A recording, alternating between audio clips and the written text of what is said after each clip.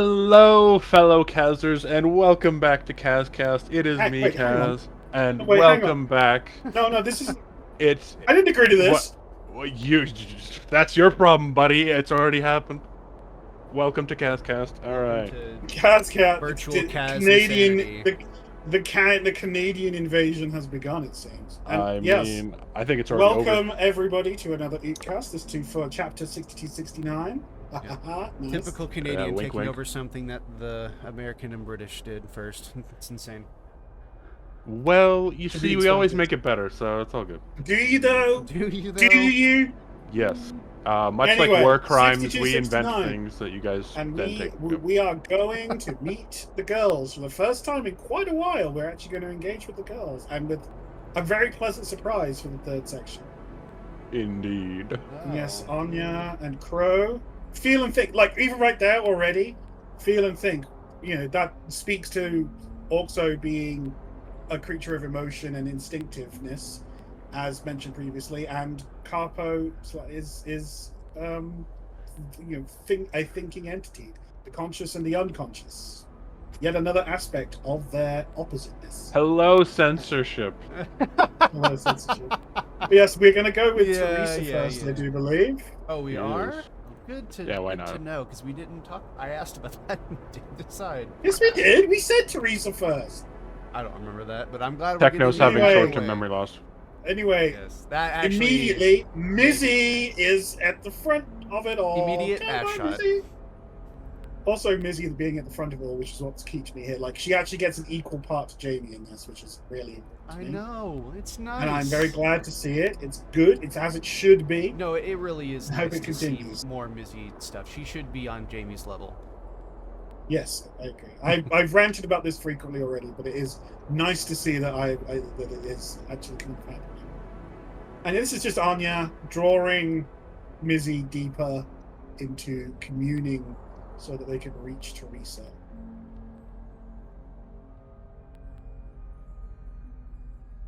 Ah, bless Mizzy. And his Mikan, really interesting actually for this section for Mikan. We see her both, you know, that we see a glimpse of her maternal aspect, which otherwise has been quite dominant in her character up to this point. But we also see that she is very self-aware of her more darker side. Yeah, I really. And Yeah. she doesn't feel Given that she the, doesn't feel she can be a mother. She is a mother to a lot of the other characters because on some level she doesn't feel like she is worthy of having a baby herself. Fleshing her It's- out this way is really. I like it a lot. Yes, I adore like to see Mikan, it. and I'm really glad to see it as well for her getting some time and space. But yes, it's interesting to see that she's probably the one least willing to be a mother, despite having probably arguably the best nature on the surface to be a mother. Just another thing that Hayato was taken away from the group. Yeah, Hayato Yes, didn't want to be a yes. mom, so Well, he did want to breed the next generation of substances. yes. You know, just normal. Anya's just making some several. corpo things. The bloodline.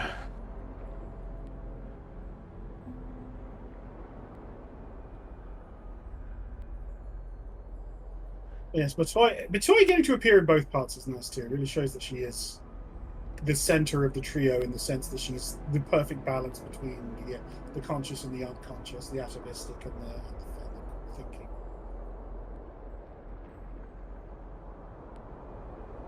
Yeah, and that's a reference all the way back to 22, where she literally received her mother's love in a sort of spiritual sense.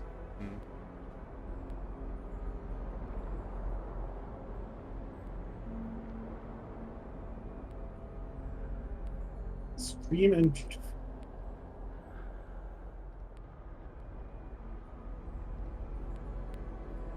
Yes, this is also the first time we've actually get to see Anya / Sarah kind of being a bit more serious. It's been a while. Just for a moment. Which, Sure. just for a moment, and then now it's time for the purest of bimbo Sarah. And here she is. Interesting that she speaks to Teresa in her fairy aspect first. And here we get a little bit of exposition about what Sarah's just done to change her appearance and upgrade her chest. Yeah. Good lord. Yeah. Oh. Yes, Yeah.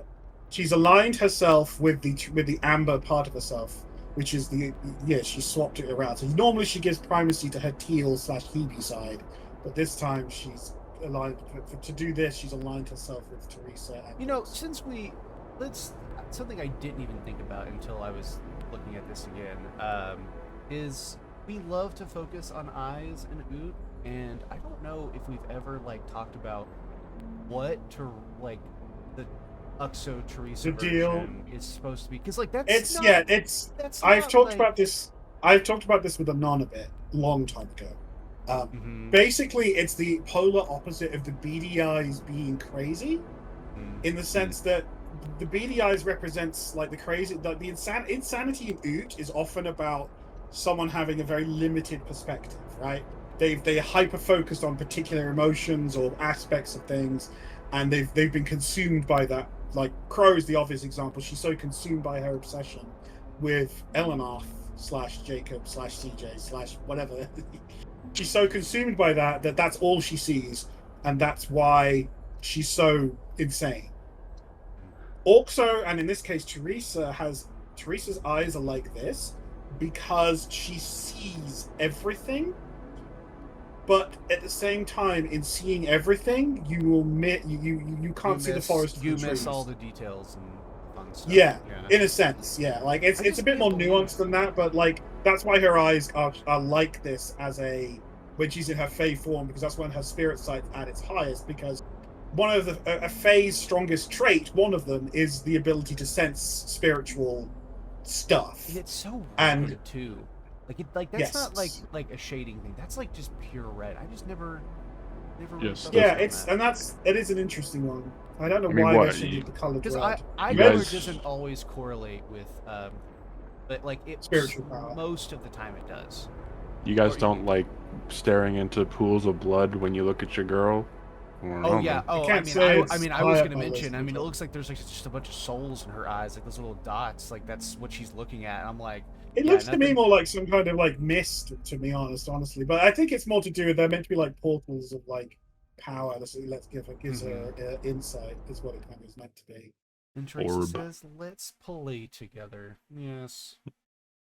Now, we had a lot of discussion about Teresa's section before we started this week. Oh, okay. Indeed. Indeed. Sure. Yeah.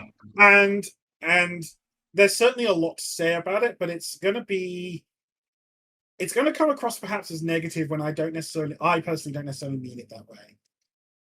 The key thing I think to understand that I want to establish right from the start of this section of Teresa is that Teresa and Oxo's biggest problem, the issue that they have, is that they are so certain of themselves because of the power of their insight, the nature of their powers being incarnate manipulation and all, that they are blinded by their own righteousness. It's not necessarily a kind of arrogance per se. It's much more that they are the kind of people who, if they were a normal person, they believe that as long as you say something with a kind word and a positive intent, that you can't be blamed for anything that goes wrong. It's not your fault if something goes wrong, because you were doing what you thought was right, and that makes it okay, right? And obviously that's not true, but when you amplify that to the level of a deity, that's a huge problem. And it connects to how, again, this phrase I'm going to be using it so much, especially in this arc, but Anon really encapsulated it last chapter. Compassion without wisdom. No one can question Oxo, and definitely not Teresa's, sheer generosity of spirit and desire to help people and be kind and all that sort of stuff, but that self-same drive blinds her to so many details and nuances. Yes, kindness can be detrimental to extremes. Yeah, and I think while Sarah going full bimbo like this does understandably drag with some of us, after a while. I think it's the only way that Sarah's doing this, at least on some level, deliberately, or tapping into that part of herself and amplifying it deliberately, so as to reach Teresa, because you can't change the mind of someone like Teresa or Orso with the mentality I previously mentioned by just going at it directly. They're just going, because that's, to them, it's just going to affirm their righteousness. It's, you can't attack them. They're just going to double down and then triple down. Like, it's just not going to work. And I think. Oh, go ahead. okay. No, you go ahead. Well, no, I think that the Teresa fans, all three of them, will be able to accept our position in this. Yes. In this update. Yes. We don't hate Teresa. We just. Let's we cut to just the bone want here. her to. Teresa is just the weakest character out of the gang, and like that's not saying she's a bad character. It's just that she's surrounded by so many big personalities with big stories and big themes that her much more subtle personality traits and issues are very easily lessened by that shadow. Sure. And when she's put up along against the behemoth, narratively, Yes. that Leia is. Let's just, like, we'll just say it, since we're talking about it, I have full faith in Anon can do it. I don't doubt him, but I couldn't believe that Teresa was going to have to share a chapter with, like, Leia. I know Anon can do it. Yeah, a whole arc. Like, it's really, like, hard for me to grasp, like, because Leah's arc, we all, I mean, I don't know, the viewers, you all are free to have your own opinions, but all three of us think that, like, Leah's arc was the best, like, right? Isn't that what we all as a whole? Yeah, as a whole. Consistently, yes, as a whole. Like, I'm not talking about the peaks and valleys. Like, some of the peaks are probably higher for many people than just like Leia's arc. 58 is Oh, for also sure. Exactly, stuff like that, or maybe even like the end overall, Leah's of arc is Jamie. just- But overall, it's so consistently well told. The POV sections with Leia, we really get to spend some time with her, and a lot of we insight understand into her. Even if we don't like what she's doing, we understand her, and I think it is probably, as we're saying, the overall strongest arc in the game personally. And so, Teresa, I know I joke on her, but a good character has to compete in this arc with that. With one of the strongest, most delicately portrayed characters in this game. Like, and I do want to, and because I don't want to feel like we're just ragging on her, I like like I mentioned this in the preamble, one of my favorite things from this chapter is the scene where Jamie accidentally lets go and falls into Uxo's realm and just starts spilling her guts to Teresa because she's, I felt like that was like a really nice scene with Teresa. Yes. Yeah. So I thought that was really nice. And then we're going to see her do something, like have a little bit more agency at the end of this scene with Ashley, which we'll talk about when that happens. Yes. But, like, those are good stuff for Teresa. Good points. Yeah. Let's because it was a really good way of showing that Teresa's kindness and generosity and desire to support and affirm others can actually be very controlling. Like, it can be very smothering, because Jamie didn't even realize she was just spilling out her thoughts like that. And while on some level that is cathartic, it's almost like she didn't have a choice. Like, Teresa's innate nature and Orxo's innate nature to draw things out, it kind of tramples on personal agency. And as Techno just said, we'll see that very clearly if through a comedic lens displayed at the end of her section kind of here. But for now, we are just having a walk and talk. And it's very much just Anya just setting Teresa at ease. Well, yeah, I was gonna say, for this part, I went back because I realized, like, now we're catching up with the girls on what happened with, because I mean, yes, because we don't know. 52 happens, and then the three of them go off. They haven't had a real good chance to talk about what happens. Sarah talks about her being part of Crow here. Yeah, we get a little bit of them in 58, obviously, where the crescendo is, and they talk to CJ a little. And there's a couple of glimpses along the way, but we don't really understand where that's very much them through the lens of their goddess. We don't really get to know where the girls as we know them stand, and this is where we can. Although I will point out that particularly this is true with Vic later, interestingly, very interestingly. But if you read between the lines of the dialogue with Teresa, Leia, and Vic, they are speaking. They actually bounce back and forth between speaking as themselves and speaking in a way that makes them very akin to their goddess, which isn't something we've really seen before. Not since the crescendo of Teresa's arc, interestingly, where we get Leia and Vic going occasionally full their goddesses, as in that high-stress environment. But we've not seen them do it in a situation like this before, where it's just much more natural. Mm-hmm. Yeah. Yeah, I agree with that. But yeah, so just to draw out what I think is going on in this whole segment is that Sarah's approach to Teresa here is you can only match positivity with other positivity when it comes to trying to change the mind. She's basically trying to make Teresa realize that just because she thinks she's right doesn't mean that you're justified in everything to do, and also that she's very gently trying to show that there are things that Teresa doesn't understand. Like, Teresa's love language and Orkso's love language is very much one of service, which I talked about a bit before we started. Mm-hmm. She is so focused on other people that she just doesn't introspect on herself, which is almost unique in Oot, really. Like, she's almost the only character who doesn't spend quite a lot of time introspecting on themselves, except for early chapters CJ, and he's literally at a spiritual handicap preventing him from doing it there. But this is just much more intrinsic about who Teresa and Orkso are, especially as they represent the unconscious. Don't forget that. It's really easy to miss it with how intricate their planning can be and everything, and how they come across. But they are creatures of emotion even more than Capo and Hebe are.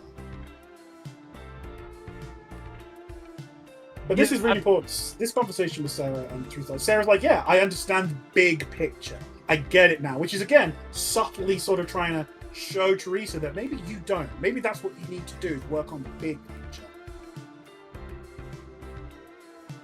Yes. No, I forgot what I was going to say. Okay. Well, just no notes. No notes. We do everything.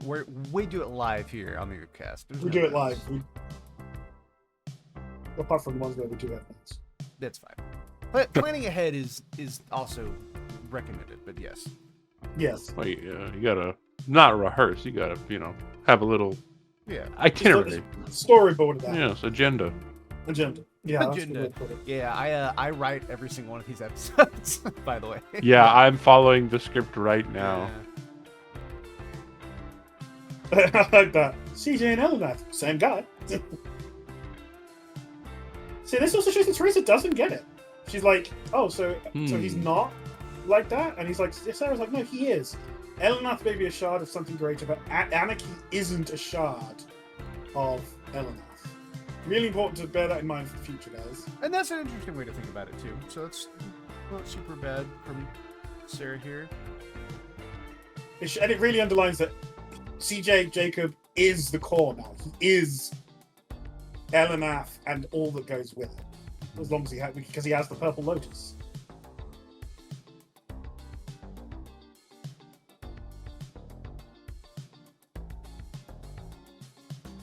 And then more. Yeah, and this is another important thing. Sarah, and I think this is true for Crow as well, which is why Crow was so obsessed. It wasn't his power or anything else that made her so obsessed with him. It was just his nature. It was just being who he is.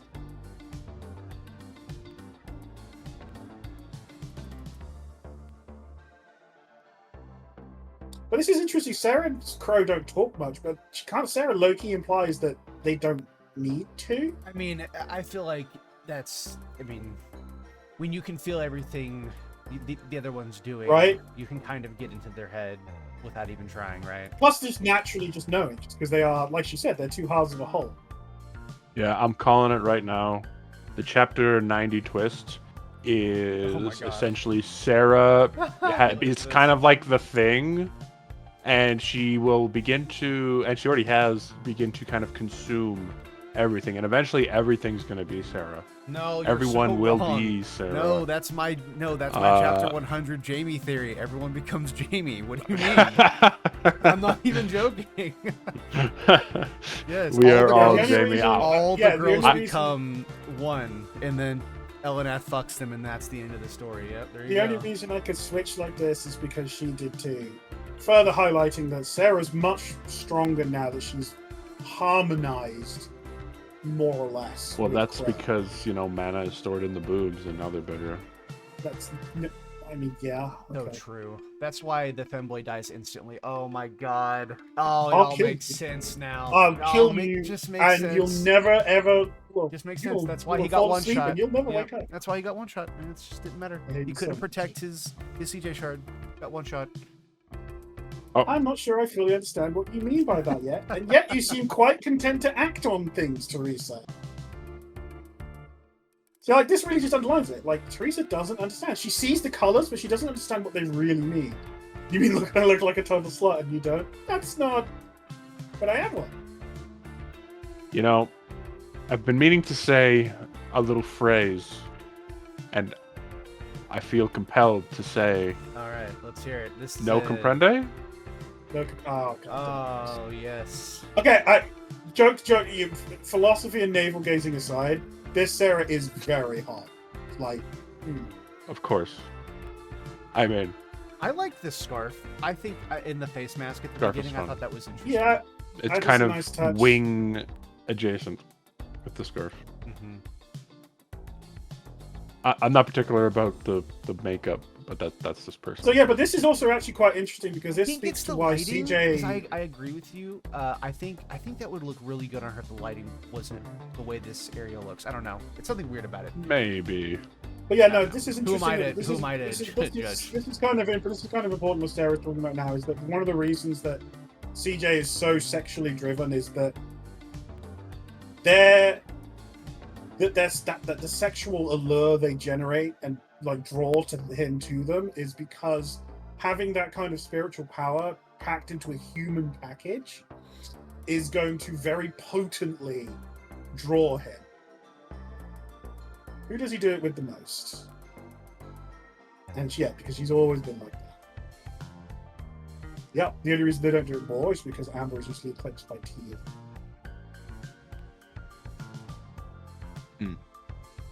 You've done that to him before, you just don't realize it. And this is where we're starting to get into how Teresa doesn't understand her own self and power, like, at all. Like, it just doesn't occur to herself to think of herself as a sexual entity. When she literally is. She's Pione's counterpart as the most sexual part of the constellation. But she doesn't see that in herself because she doesn't introspect in herself in the way the others do. Yeah. That might be it. That might be one of the defining differences, actually. Now that we're boiling it down, I think there is, because let's take for example Leia, right? She is so messed up, Oh, but she's cognizant. She's cognizant She's of that self-aware. fact. Yeah, she knows. And she's so messed that up. is That's why the she reason. ran away. That's probably the number one reason. You can look at a lot of. I'm not saying Leia's a villain, but you can think of a lot of villains in media where you don't agree with what they do, but they are cognizant of what they're doing is wrong, but they have reasons for doing it. So you can at least not agree, but understand. There is no understanding with Teresa. I don't want this to be the Teresa dunking video, but that Well, no, it's but not we're not dunking on her. because This it's isn't not dunk- this it's not a isn't a flaw. criticism. It's literally a character flaw, not a Yes, flaw of it's writing. literally it's a It's deliberate a character flaw flaw. of the character, Yes. and I just desperately want to see that. Want to see her grow. That's all. I mean the best for Teresa. I think just she at want some to point. see I her think grow. at some point, yeah, at some point, I really do want to see Teresa confronted with it. Like Yes. this softly approach makes total that we're taking with Sarah with this makes total sense, because this is all about bringing the girl. This chapter is all about Bringing her bringing the around. girls back to the group, bringing them to the table so they can actually resolve shit. This Yeah. isn't a solution. This is just a first contact and a first step. So you need to be gentle like this. But I really do think that we will need a scene, very unironically, very similar to what we get between Vic and CJ at the end of this chapter, where he just sits down and just head-on confronts. Like, I know it kind of seems like it goes against what I said earlier, but it's a case of preparing the ground and getting them into a place where they will actually listen. Like, the reason CJ manages to reach Vic, and I know we're getting a little ahead of ourselves, but it is relevant to this area. The reason that CJ gets through to Vic is because she literally goes to kill him in her Kione guise. And he is not afraid. He doesn't show fear, he doesn't show hatred or anger or anything negative towards her. And that's what cracks her defenses open and lets him reach her. Yeah. To sum it up, we are sowing the seeds, and soon we shall reap the fields. Yes. Which, very appropriate for an Orc shard. Indeed. Yeah, it's for different reasons, but she wants to do this because Leia balances her out. Very key important line. Because now we get to actually, this scene actually addresses like what the conflict is between going on. Yes, this is where we actually get to Rio's learn. world, or kind of not the full thing, but she mentions in it here, I believe. Yeah, but Sarah is addressing more parts of where the connections lie in the constellation, how different parts balance each other, and this is with that. And that is also indirectly indicating that Sarah is sort of saying, oh, and in some ways, Leia balances you out. Because, of course, if you're balanced by her and she balances you, and then Vic balances it. Everybody balances everybody a little bit. It's crazy. Oh, my goodness, crazy. So, what a pose. Yes, I know. Yes. So Mm-mm-mm. My personal headcanon for why she's doing that is that she's not used to that weight on her chest. Yeah. Like, she's not used to the weight on her chest, so she's stretching her back muscles. I like that. I like that. No, Anon posted that shot, I think, as a preview. It was like, all right, well, you haven't let me down yet. And it doesn't look like that day is going to be the day. I'm not sure I've been growing in places I'm not very happy with. I mean, yeah, this is a dream. No calories. But again, this kind of shows, like, she should know this, but she doesn't.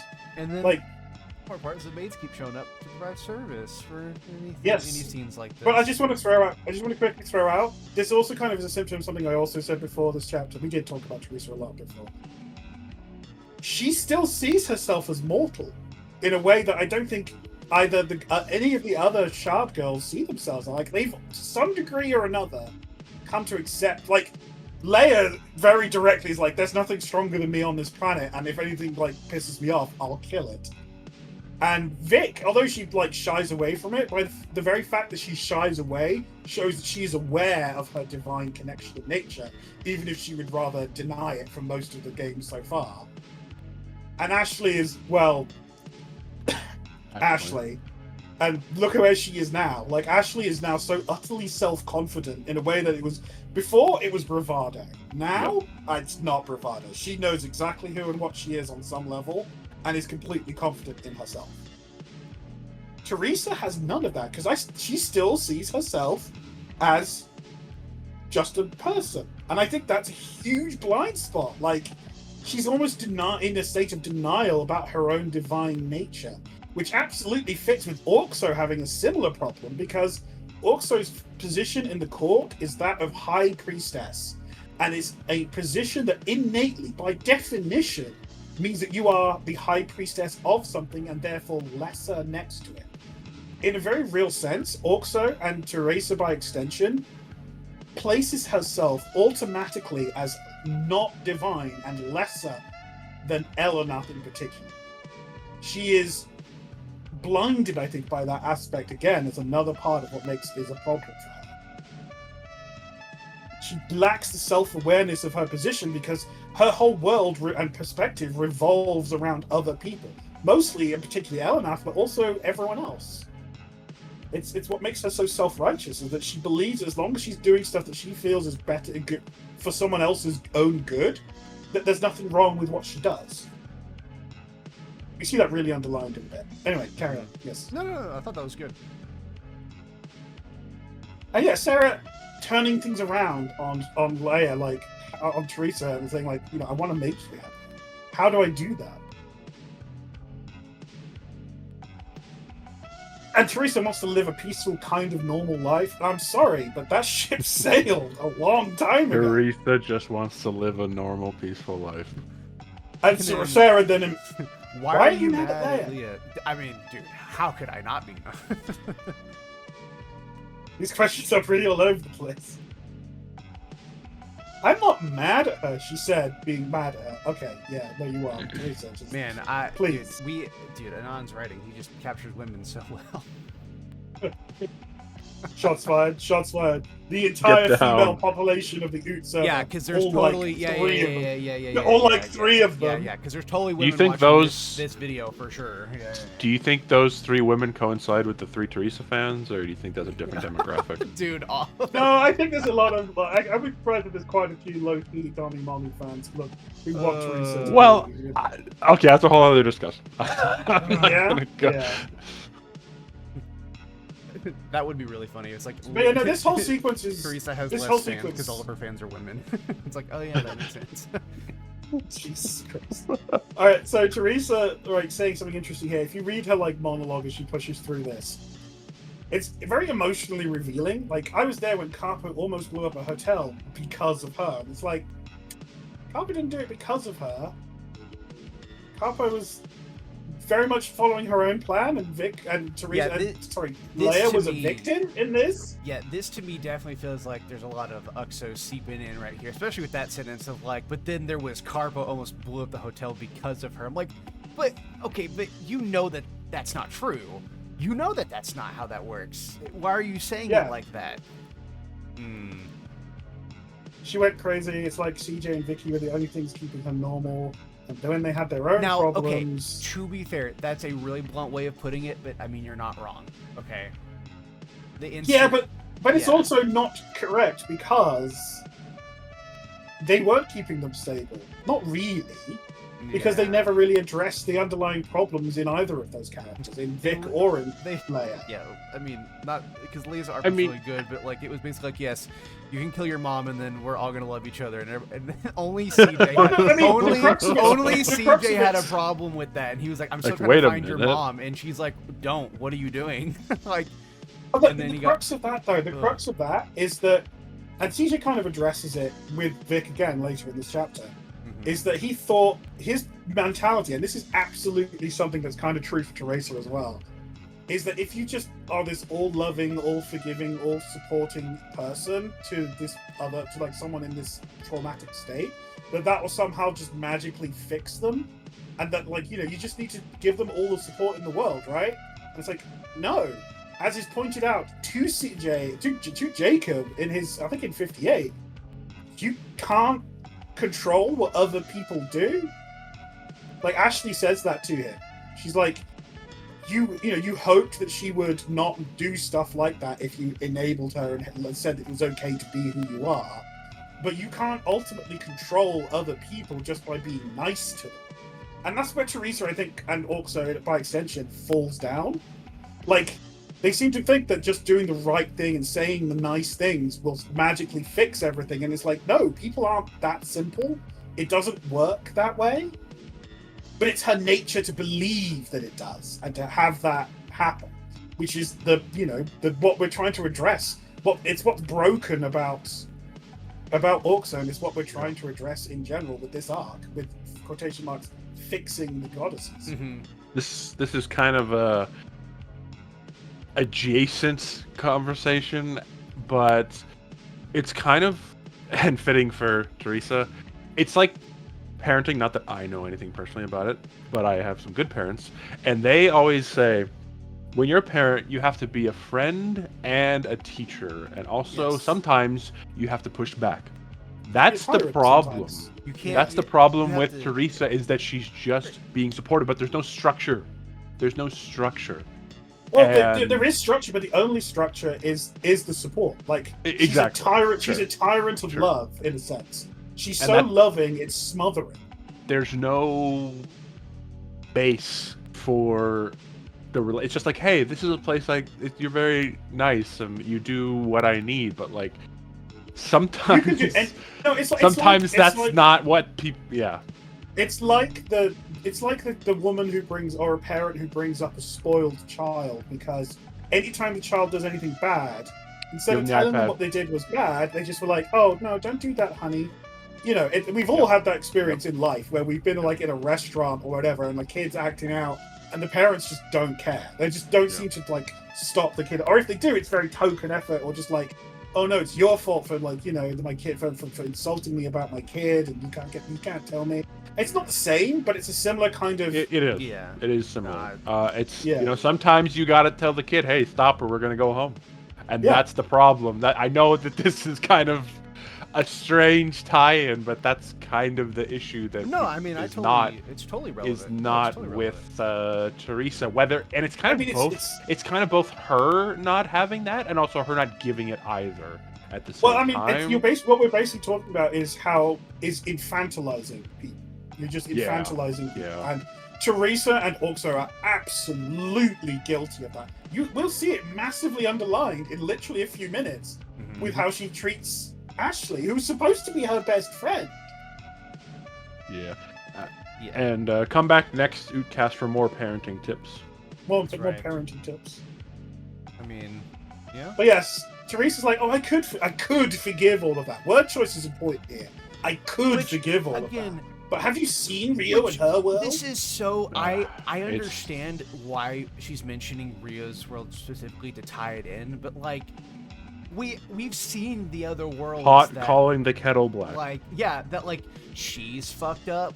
Like, Uxo, when I refer to she... And then we know, I mean, of course, we know Carpo fucks up worlds too. But I'm like, we have seen. Why are we standing on this hill?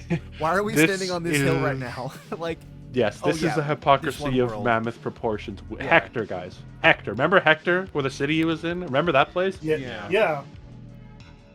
But it's okay though, because she didn't mean to do that, so it's not really a bad thing, because she did it for the right reasons. Like, if you remember what she said even after the fact, like also has her breakdown with CJ in 44, sure, but it's worth realizing that later on in later chapters, Oxo doesn't appear to be that sorry about it. To me, that translates to someone who's more upset that the person that she idolizes and loves has told her that she's done something wrong, rather than actually believing she's done something wrong. She's like, no, it wasn't. I didn't mean to. I just wanted to take just enough. It was, you know. But then later on, what she says, the ends would justify the means too. But later on, also destroying entire civilizations, and you're like, oh. Also through Teresa later on, I think when CJ's running away from the goddesses.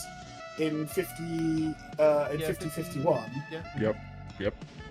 She says things like, you know, it was a worthy sacrifice, because anything that lets you live and lets you be who are, you know, Elenath, it's a worthy sacrifice. She just writes off billions of souls as being a necessary sacrifice, because in her mind, the greater good is Elenath's existence. I mean, like, okay, he's wrong. We know that. She is wrong. No, we know that. She is, but, like, we know that. I mean, yeah, she's definitely wrong here. But, like, I don't know. I'm trying to think of, like, how is she seeing this in any other way that it isn't wrong? And my only thought is, well, it's fine if they die now, because eventually Elenath will save them, because death is not the end. But I'm like, but we still have to get there, and this isn't the way to do it. That's a problem. That's a problem more directly to do with the goddesses in general, except Kibi, which is that they are deities, and even if they were once human, they've obviously left a lot of that humanity behind. Even if they can recapture it, but even as a result of the karma and all the other like shit that's happened to them. They've left that more human parts of themselves behind. Which kind of seems to be the problem. Yes, that is one of the core problems with the goddesses in general. Like, that's what Hebe says. Hebe directly says that, you know, the goddesses don't understand themselves anymore, because they are in a state of disharmony. They're not connected within themselves. They're out of balance. They are, if you will, out of touch. No, that is an interesting parallel, because we just finished talking about how one of Teresa's hiccups is that she is so focused on remaining a human. And I didn't mention this, but I actually think that's one of her better qualities. I know maybe it's a blind sight. But there's a difference. I mean, there's a difference. There's a difference between maintaining your understanding of mortal sensibilities and appreciating them for the good that they have, and blinding yourself to the wider truth that you aren't just a human. You have all this power. Yeah. You have all this connection to this answer, divine level entity. You can't you can't have the rights without the responsibilities. Yeah. The answer is like it's not that hard to. I mean, it's not that hard to grasp. The answer is balance here. It's the whole. It's the whole theme of the whole fucking game. It's you have. I mean, we have to get to a point where because the goddesses have forgotten what it's like to be human, and then like Teresa doesn't want to be a god. I mean, that she's. We have to get to a point of balance here where it's like. It's not even a question of whether she wants to be. She doesn't see herself. Yeah. That's a better way to say it. She doesn't, but the problem is by not seeing herself in that divine light, she's not taking responsibility for the consequences of her actions. Right, which has been her entire thing with Uxo. Yeah. Well, actually, it's really she's taken like no responsibility, like at all, zero. She's like fully dove into the Uxo persona of. Oh, of course, this is the greater whole. This is what we're supposed to be doing, you know, like all for, you know, Elanath, right? I mean, even when she's sniping, like when she's in front of Elanath after he and Jamie fought to summon them, one of the first things she accuses Leia/Carpo of is like, oh, you know, you don't understand. I did what had to be done. He's the only reason that Elanath stands before us is because of what I did, and it's like you so you're just gonna kill him and run away, you know? No, she didn't. But the problem is referencing Carpo. Sorry. Oh, referencing Carpo. Yeah, Carpo didn't understand. But the thing is that Teresa/Uxo didn't know that what she was doing was going to work. That was the whole point. She kept turning the wheel, just hoping something would be different this time that would make it work. And even more importantly, it wasn't her alone. CJ was only able to become Elanath because of the fact that there was a conjunction of all four goddesses and all of their powers combining to create CJ. Like, she's just ignoring the fact that she couldn't have done it alone. Yeah. But here we do have, like, we're talking about Rio. But yes, dragging us back to actually talking about the present plotline. No, I know. I mean, everything that was said is good. We always do that. It's always fun. No, it is. No, I know. I'm just saying that, like, good job bringing us back to the point. But she talks about Rio's world, and the way she portrays it is like, she's like, but have you seen her world? That only began after the stuff that happened with them. Yes. And then, well, the confusion. I think I don't know. Like, I know that this is incredibly biased here, but she's saying like Carpo started destroying again after that point, which again is her role, but for no good reason is what she says.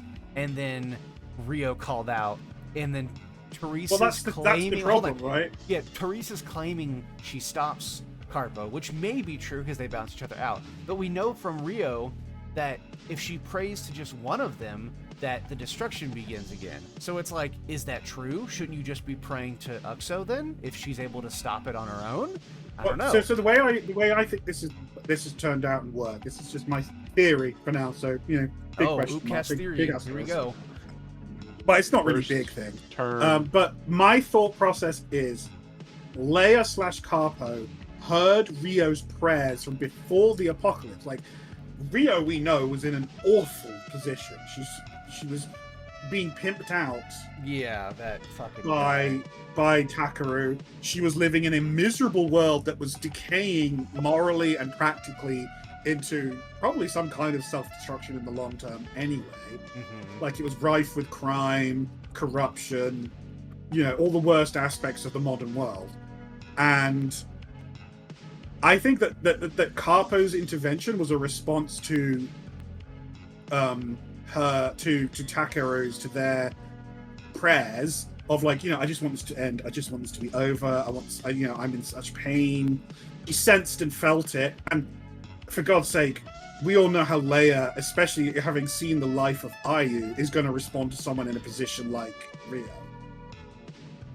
Yeah. She's going to want to break it to stop it. That's what she does. She destroys things, and that's how she's going to respond. One thing I can do, and it's for the world. Yeah, and then on the other side, once that starts to happen, though, of course, Tucker is like, I don't want everyone to die. You know, that's not really what I wanted, even like not really. And then she kind of pushes through that, and then of course she starts, because she's also aligned to Orxo. Orxo's going to hear those prayers and be like, oh, look at this person, look what Carpo's doing, killing all of these people, wiping out this world. I have to stop her. And that's why when she prays to only one of them, it doesn't work, because they have to balance each other out to keep the status quo. But yes, this is now where Sarah just pressures her to have a lot more sex, which in a very real sense is a good idea, like beyond the memes of haha more sex in an adult game. It's that Teresa has been holding herself back on an unconscious level because she doesn't think of herself as a... You see, that's Sarah says it. No, it's the total opposite. You're not thinking too much. You're not thinking. You're not thinking. You're thinking. You don't understand yourself. That's why you can't find harmony. Is because you're not fulfilling the desires that are hardwired into you. I do appreciate comedic moments with Teresa where it's just like she's like, huh? What are you saying? I mean, and that's what and this is kind of a classic Oot thing, though, right? Like where it's something that sounds absurdly porn logic on the surface, but like it's also true. Teresa is an Orxo shard. Orxo wants to get knocked up by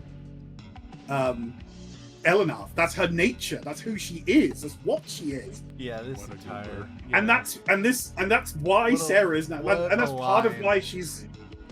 What a lie. Yeah. Sarah. Oh, well, Sarah's got no fucking. She's a fae. As far as she's concerned, sex is like, just must you be so obscene? Yes. Yeah, I translated that whenever I played it. I was like, yeah.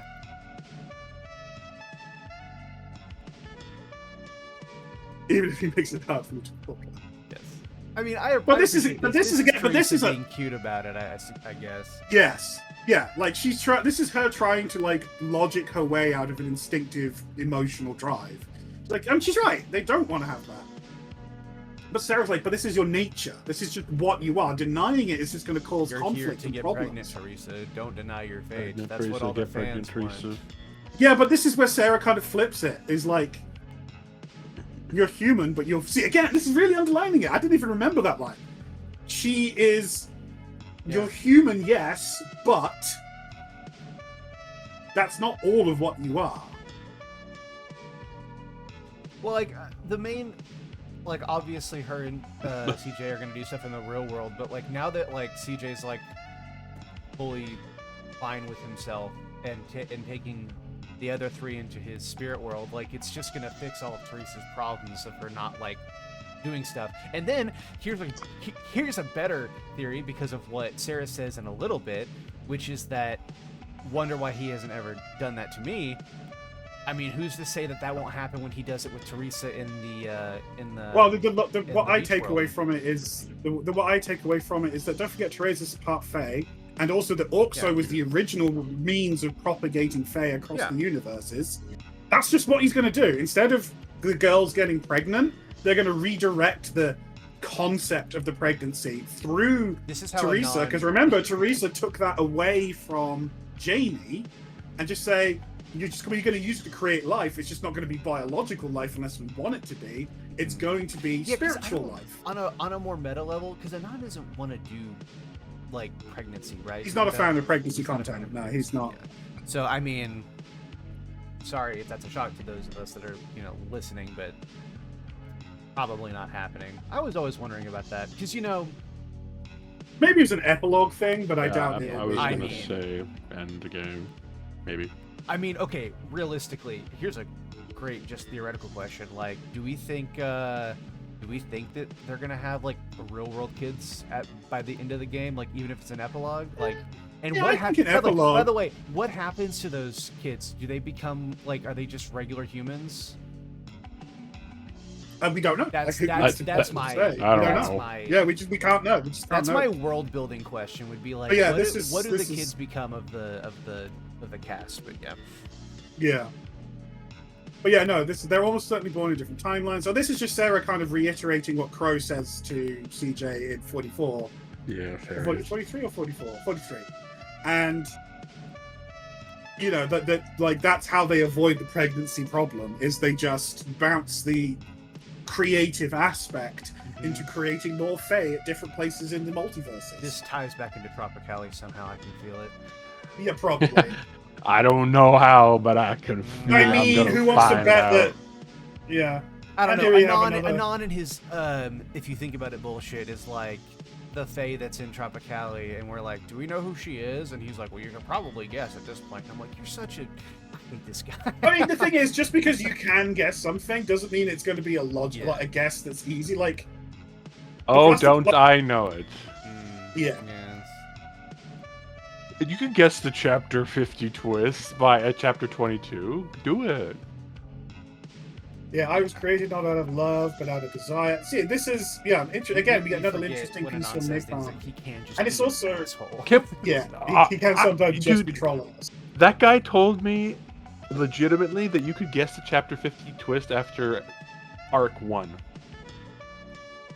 Chapter In 1 the to very 15. broadest sense, I guess. Get Sure, out like, of here. sure, Like, yeah, if sure. you No, threw it's a like dart, a- if with you threw a dart on a hindsight, wall, sure, it makes Yeah, with it it would makes hindsight. sense, with especially- hindsight. Well, no, because like I had the same frustration. Like, okay, one of my main things that I don't like, just as a storytelling thing, it's not that Anon does it poorly. I just don't like it. Was how stupid CJ is with Jamie at the beginning. I don't like that trope. I don't like it at all. But it's a personal thing, right? But then it gets explained like, well, the reason why he was dumb is because he was like being, tempered down by the goddesses to not notice stuff. And I'm like, okay, sure, that's like a real reason, and it makes sense, and I don't hate it. Doesn't mean I still like it. Also, you could have guessed, like, well, why is he acting all stupid? And it's like, well, no, it's supposed to be a trope that we've given an answer for in game. It's like, Well, that's the whole. Like, one of the cornerstones of it on a meta level is that you get presented with all of these very traditional tropes of anime, of shonen, of romance, of harems, and all that shit, and then they all get completely deconstructed and torn to pieces. And then, like, I mean, the classic good example to me is, oh, CJ needs to have sex 25 times a day. He needs to ejaculate 25 times a day, which is like such poor logic. Lol. God, well, that's such a hard. But it's like, no, you're not thinking logically about this, my guy. Imagine having to have ejaculate 25 times a day, and what that would do to you on a biological level, let alone a psychological and emotional level. And like, it's not like, oh, you can miss a few here and there. No. If you keep missing a few, you're going to be in crippling pain. yeah. And it will kill you. Like, I mean, Jamie even cites it specifically at one point. Like, what happens if you're on a plane and it crashes and you're the only one on the island? You're just going to die. Like, that's like insane, but that's how it is. And it's not happy, clappy, fun times. It's pretty fucking miserable in many respects. If CJ didn't have the support network he does, he would be in serious trouble. But yes, Mikon, it's interesting. I like this a little bit because it shows that even in their servant mode, they're still cognizant and can speak. They're just kind of dissonant. They're just playing their role for the moment. Yeah. Possibly a side effect of what was done to them to make them servants in the first place. Because we know that there was some kind of spiritual element to it as well.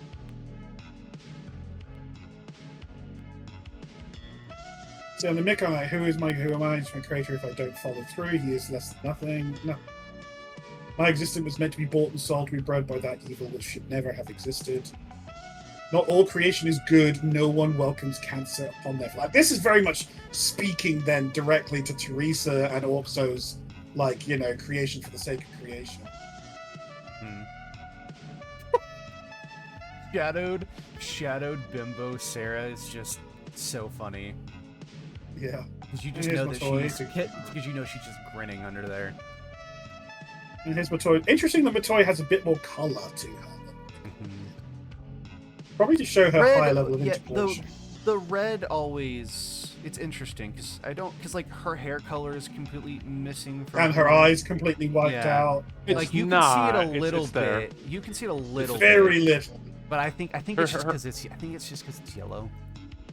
And well, partly I think it's also to do with the level of integration into Matoi's been a part of the Gestalt for quite some time, whereas for Matoi and Mayu it's relatively recent. Yeah. Yes, I actually wish you love, but there is a time when giving life is a gift and a time when it only results in death. See, this is the stuff that, again, they're all trying to reach Teresa and through her also to tell her, like, you know, you need to look deeper, ironically enough. You need to understand on a deeper level. We should create life when it could bring happiness, not, you know, not just for ourselves. Get all that? Go back. If you go back a couple of frames, go back. Look up. Go forward one. The clown is always watching. What is that? He's always watching. I'm not sure what that is. It's Don't worry terrifying about to it. look Just keep at. going. It is. Let's just move on. Don't worry about it. You think I should make something with it? But yeah, this is how you change the mind of someone like Teresa. It's like you do it through like playing on what they're on their own mindset.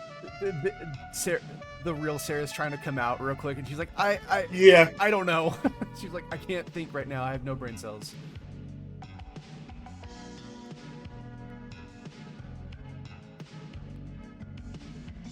Yeah.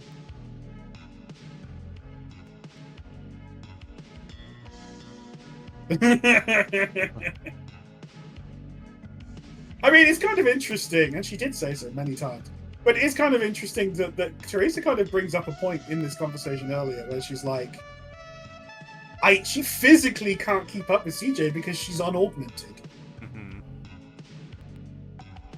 Like where Vic and Leia are literally built for What are you it. laughing at? My pussy is augmented. Yeah, I can get I'm not wrong. get Welcome CJ to Denton. Cyberpunk Techno 2077. put CJ Denton into the video right now. I will send you. Okay. But no, I mean that's kind of funny though. Like, what do they have extra reservoir space? Well, no, it's, like, it's literal physical strength. It's physical. I know it's purely more of an physical endurance strength. thing, but nah, the ovaries are way bigger, bro. They can hold more. They can hold more. They got that. Some ovary less. This baby can hold so much spunk, you have no idea. Slapped ovaries. This baby can hold so much more.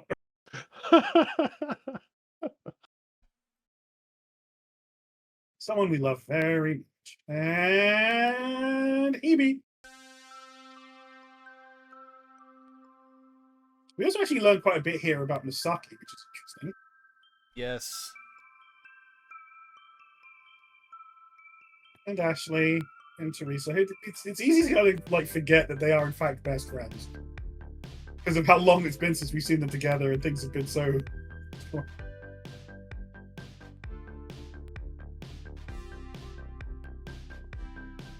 I had no credit No, for that. self-aware Ashley, thank you. And Misaki speaking as Hebe here, really interesting.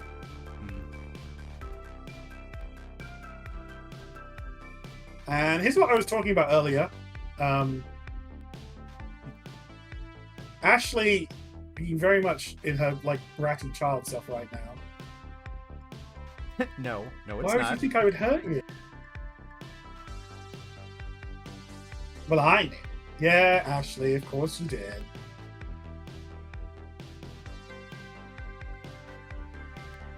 And it's interesting that Hebe speaks very scientifically here, which kind of really shows that she's what Hebe talked about with CJ back before 58, where she's like, I can't understand those. And then Okay, Ashley yeah, now not- this is the Ashley not taking it seriously at all, calling her other self a dork, and then Teresa's like, go play in your room a little bit.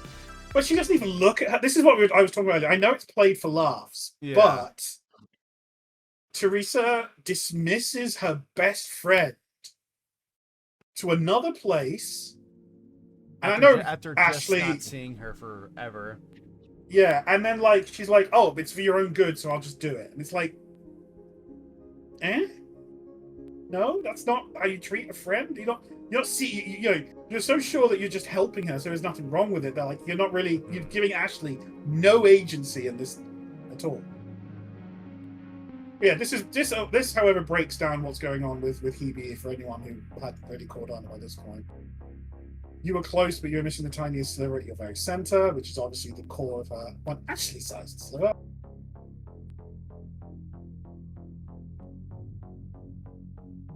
she deserves a real human life again. Again being the key word there, which obviously is further addressing that they were once human, or at least some of them were at least once human. Because that's kind of contradicted a little bit later on by Keone, where it's implied that like he tempted her into becoming human. So I think that might just be Anon playing games with us because that's how he rolls. So I'm sure that will be revealed more in the future. Like, so here's how I would read that, because I agree with what you're saying. I would view it as the original, like, all of them were originally human, but for Kyon specifically, just because there wasn't a Kyon doesn't mean death didn't exist, right? And so, if, like, because we know that, like, because we know that the colors existed before the goddesses and stuff like that, they just took dominion over it, basically, is how it's described. And then became one with them. Yeah, I very much see it's like, well, you romanced death itself, and by doing so, the woman that embodies it the most took over, and that's how you were able to convince it to become human. Is basically like she took over humanizing the it, yeah. And as much as, well, yeah, you could make the argument that by doing that, as taking over the position, that death itself was humanized as much as you could the human was deified. Yeah, I mean, you could, or it could be even more simple than that. It could be that Elenath persuaded it could be even more simple. It could be Elenath persuaded the power, the spiritual entity that was there as that the Keone would be called later. That's true. We do know that as a human. We do know that other entities other than the goddesses exist out there, so it's possible that whatever Kyon was before she was Kyon, which actually, now that I think about it, could very well be the case, because I do feel like there's I always felt like with how they were setting like the little itty bitty pieces leading to Kyon's chapter or arc, which will be after this, is that I don't know, it felt like they kept setting up that like Kyon wasn't always this way, and I don't mean like the way that she was always crazy. I mean like that maybe she looked a little bit different, or maybe was like different slightly or something like that. I don't really have a whole lot of evidence other than like some feel for that. But like if Anon was like, yeah, but no, Elenath literally charmed death into becoming a human woman, I would be like, first of all, I love the Marvel writing. No, I'm just kidding, but it makes sense. No, but it makes, like, I don't hate that. I think that would be very interesting if all of them came from different areas. But I feel like for the sake of like keeping everybody on the same level, I feel like they were all humans that became the aspects that they could. But, who knows? We'll see. That's all big picture stuff. Going forward, it doesn't really matter at this point. It's just interesting. The details matter. That's why I feel like. No, I understand what you mean by saying it doesn't really matter, but like I also feel like if it didn't matter 100%, that Anon wouldn't have included. It provides context. Yeah, it provides context. Anon wouldn't have included what Vic said in her thing, which we're getting ahead of ourselves, of course. My question for you is how much of this being is Misaki? This is where things get really interesting. A lot. Ashley, me previously known as Ashley, is an electronically resonant spirit entity. I returned back to our vessel as soon as CJ let us out of Miles' prison. So she's talking about Ash Prime. Mm-hmm. I was holding all of the power. That's too much energy without something to contain it. Ever since then, I've been projecting myself out via the ship using a personality engram. I need one of those to behave anything like a human these days. It's like software. So this version of Misaki we're talking to right now is Misaki kind of combining with Ash Prime. It's the easiest way to look at it is like this. It's just imagine another fucking Crowlective, okay? That's the easiest way you're gonna if you could handle Crow, it's fine. All the goddesses are gonna end up like have fragments of themselves anyway. It's fine. They're all part of the same entity. But this the reason that Misaki is here being called Hebe is because this is Misaki fully Hebified, with all that power and self flowing through her, but in addition to her own self. Yeah, and Sarah says here the only reason that worked was because she had already spent so many years, as a disembodied spirit. So in terms of what we learned about the heap ship, that means that she's only able to interface with the heap ship and channel all that power so easily because of her time spent as a disembodied spirit, which means that she's very similar to the souls that are in the system that we had talked about in Ash's arc, where it's like, there's trillions of people living as disembodied entities within the ship and then the wider system itself. And then she summons Ashley back, who plays into it, but like this kind of again underlines the infantilization. Like even benign stuff like this can be an indicator of unhealthy stuff. What do I need to do? You need to relax a bit. We can go over some ideas, senpai, of course. Ashley, speaking truth. And here we now switch to Leia. Baby. Oh boy. Jamie, front and center. With Kira, who is Crow.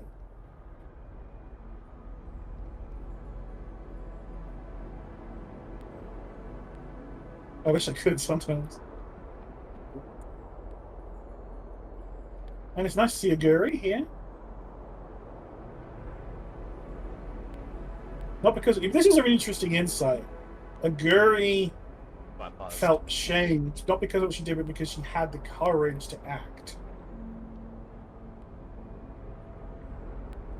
Yeah, holding a burning building together with one's own hands does save no one. I know this is a bit of a reach, but I want you guys to hear me out on this. I'm sensing a degree of commonality between Guri and Rio. Both downtrodden characters who feel far smaller than they should. Lots of self-doubt, lots of looking around at the world through very negative eyes in a lot of respects. Someone who's, worn down by an overbearing personality that controlled every aspect of their lives. I know it's not a one-for-one, but I would really be interested to see those two meet, because I think it'd be a really interesting dichotomy. Yeah, I could definitely see that. The key thing is they both are people who feel incredibly powerless and despise themselves for being that way. Yeah. I don't know if they'll serve like a. Who knows? Maybe Rio will become a full-time, quote-unquote, cast member.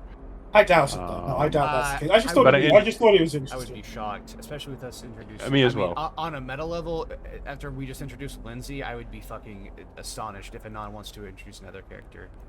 Yeah, but in terms of their theme and in some ways their characterization, yeah, I can see it. Yeah. We'll see. There's not. I mean, we've gotten Rio in. What's the guy's name? Tuckeru are just such a mystery in the dynamic of who is supposed to be who. We assume. Yeah. Our theory is that Rio's the shard of both Uxo and Leia through lineage, as per the rules that we've currently set. But we have nothing else. We have no idea what the fuck's going on other than that. Yeah. But it's still there's too much to speculate on at that point without giving. I'm sure. But here we get Matoy monologuing again from a different perspective. I wish for a world without violence, but its necessity is determined by those who seek it in the first place. Really important line in terms of how it shows that she really is the nadir between Carpo and Orso. That she says what she says to Orso, and then she says this to Carpo.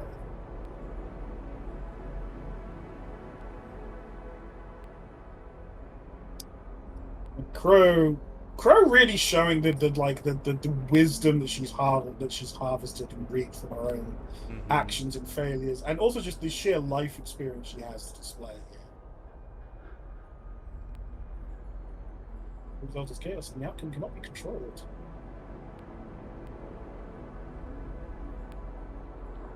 Lindsay? Nice. I always find it very entertaining that probably the shyest girl in the group has probably one of the sluttiest outfits. Because the cosmos has a sense of humor, and the well, no, because his name don't is forget Anon. your appearance on the other side is meant to be an expression of your inner self and who you wish No, to she be. wants to be seen by others. That's the representation. Yes. I don't have to be a Rayze to figure that one out. Yeah. Well, I mean, A Rayze. So derogatory. What? No, it was. I don't have to be a Rayze in order to figure that I out. did Like, not say it like what- that. what You do word are not we put that replacing on there? me. Good lord. genius, clearly, right? Of course, of course. Oh look, the most stare and look at the camera moment from Crow here. It's so easy Right. to tell how the ends. And then the justify camera is the means mirror. Yeah. When when the only desire is to justify their own rage. So funny. Hey guys, remember Good Intentions? I Yeah. remember Good Intentions. I remember. Yeah. Remember what And they no, paved? Jamie really highlighting there that, yeah, like, Hayato thought he was striking back against fate, but really he was just demonstrating his own fear and rage. The greatest misplaced conviction. Oh, such angst. Coming from you, it's You can tell, fucking hilarious. but you can tell how much Anon is enjoying writing Crow like this. Like, you could feel it. I mean, dude, teacher's pet. I mean, it's just. She is one of his two tulpas. The fake anime women in my head. They say nice things I to mean, me. if you had to They have say- what fake anime women in your head, Sarah and Crow are pretty. This is I love Let's this design. go. Carpified Crow is Mhm. chef's kiss. There's a Yeah. couple times Really here. unfair to compare her to Oxoified Sarah. Because red and gold and black. Oh my god. There's a couple shots here where Anon does his color messing and all that stuff, Yeah, and the she has gray transitions. eyes for a second. Oh, we need more of that. We need. I need a gray eye Crow in my life. Please. And here we see her Leia colorless. looking Leia. genuinely kind of pouty right now. She's just like, and then she gets angry. Kill yourself now.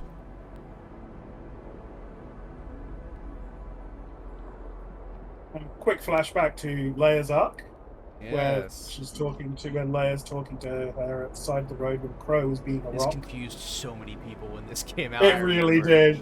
I remember everybody being like, "What's up with the rock?" And I mean, God forbid a man has a flashback. I know.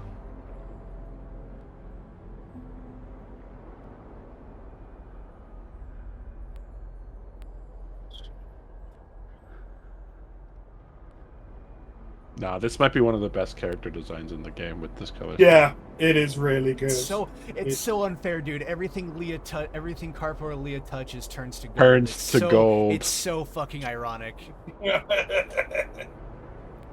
Also, I'd like to point out that I don't think a single one of us here has like Leia as our number one, so that tells you something. No, It's there's not- two Vic. It No, really There's two tells you Vic something. stands. Two Vic stands and a Kieran, I think. It's really. I go back and forth. I'm a Wait, Jamie number one, Kieran's but your- I don't know. I go You're- back. I was gonna say, I was like, you're an unapologetic Jamie fan. I thought, yeah, okay. I don't know. Like, depends who's on the screen. I'm a big Yeah. big Misaki fan. I'm a big Well, of Vic course. fan. That's been a long turnaround. I think it's really it's really thematic because like Leah's not in my top, but it's really like, but whose arc Yeah, I is agree. probably my favorite and the best? It's fucking hers. Like, Like, it's just I don't give for me. It's a side top. preference. It's a preference thing. Yeah, side little bit here, but like I don't think about Vic enough. But in reality, like she's part of the reason I played this game, and she's part of the reason I kept playing the game in terms of the beginning of the game and all that. So, It was so Yeah. nice to get. Well, I mean, Yes, we'll get to that. We'll get to that. but yeah, like Jamie, Masaki, Kieran, and Vic are probably. my But it's top. nice to see Crow continuing the thread of commonality that we've actually had mentioned several times between her and Leia and how similar she feels. my they first are. reaction when someone appears behind me. Kill you. Ooh, But Ooh. Crow manages Leia so perfect. ooh, Like Crow like provokes your her mother. and then like throws her off and then throws like this is a masterclass in benevolent manipulation. Like I know it sounds like a fucked up thing, but like I stand by like they don't understand like I can. I saved you once, but I told you what it would cost. Oh. And she was right.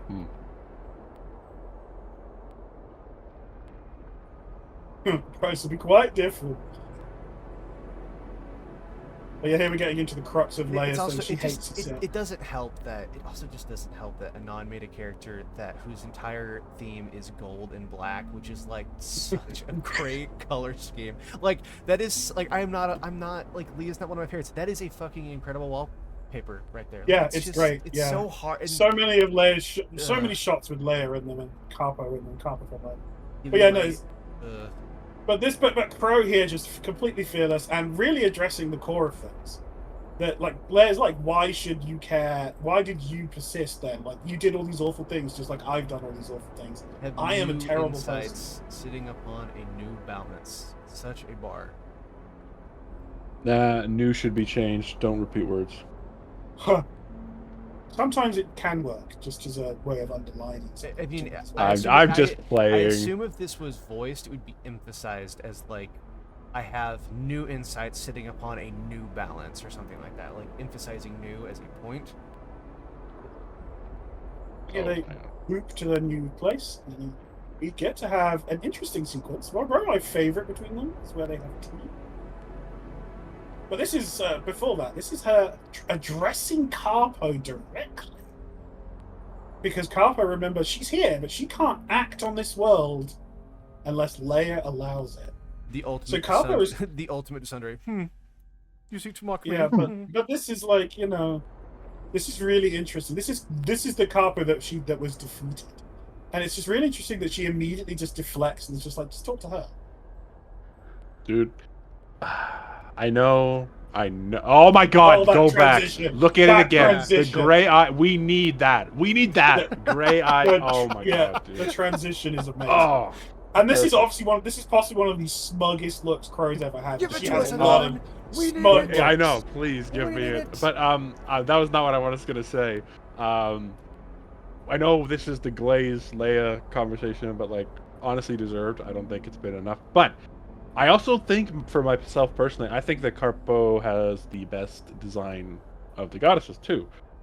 And again, I'm not like that's a me as well. I think I agreed with you up until I've seen the new Kyone look, which we will only get a glimpse of. But I've seen some of the. I've seen some of. I've seen Anon's revamp. I swear, I'll say this in the Oot. I swear, Anon spends like 100 more hours on Crow than anybody else. Yeah. Also, her sash is now violet now. Interesting. That happens before a bit. Yeah. You get a little bit of Leia's theme, Capo's theme rather. Same difference. Vic has my favorite other side look. I'm just running down like, but. Just talking about preferences but now. This little sequence is really good because it underlines just how like Leia, so much of Leia is bravado, and Capo as well in a sense. Like she's all like, you will bend down to me, dog," and then Crow disarms her so utterly. You hide your doubt behind your venom, as always. Should you fear to dream success, all your nights will be filled with thoughts of failure. Okay. Oh my God! Why do you have to attack me like that? Yeah, right. Reaching through the screen at so many people. And she just, just talks her down. Just handles her so well. I do love Leia's dress though. This look for Leia is so We've good. seen this before somewhere, I don't remember. No, yeah, she's dressed like this before, but it is probably my favorite look on Leia herself. Take credit for what you nearly destroyed my world because of your own broken nature, not I. Actually, that was Sarah, but, details. Well, I mean, I was also the one to stop myself. Yeah, I also played detail. What do you want? Credit for not destroying the world? What the fuck's wrong with you? It's like, I stopped myself. I was going to destroy the world, but I didn't. You can. I could have done terrible thing, but I didn't. My reward. High level of thinking. My I could have done horrible things, but I chose not to. There's the number of people who think that that's something they should be lauded for, or in a similar sense, is staggering in life. Oh, I'm sorry. Having self-control and not being awful gives me my reward. I mean, for some people, I understand why you think that. I was nice to you. Why won't you sleep with me? Another one. Oh, there it is. Yeah, and then Crow your level of your life won't answer your calls. And then, talking about Kyone here, or Well, yeah, well, Vic. But this really just shows you how Crow is just playing Leia so well. And she's like, instantly disarms her. She's just like, you can help her? I don't care about anything else. Just help her. Like, Crow is just so smug. I mean, at least now we also learn why Crow was able to top Carpo. Because she channels that part of Keone. Well, I mean, we've known that Crow and Carpo had like a more close history as well, but Yeah. Yes. But yeah, but Leia's just like instantly disarmed by you bring up Vic and she's just instantly, you can have this, all of it, I don't care, just save Rurico.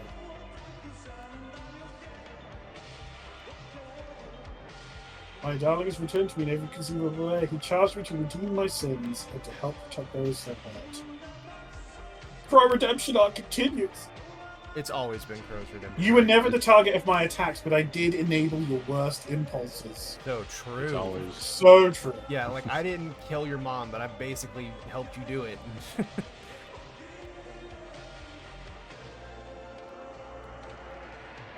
It does. It's interesting that she then immediately gets to call out about CJ. Like, yeah, you love Vic. Everybody knows you love Vic, but how do you love him?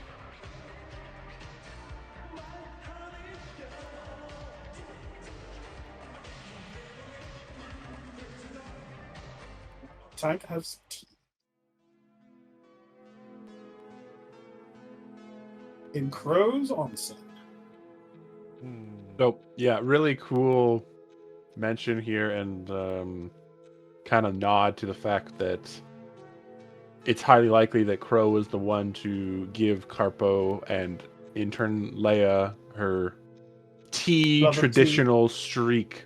Yeah. Kind of a good eventually little. is, yeah. Not that it's all but spelled out, but it's a cool little nod to the first time we ever see Leia's thoughts when she's doing tea and thinking about her Also, life. that's the same kimono.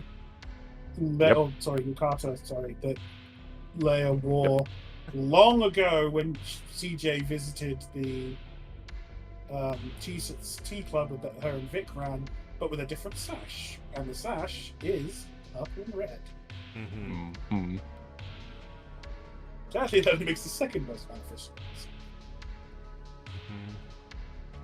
Leia also knows very good lighting job makes balancing. her eyes look like they're yellow and amber. Yeah,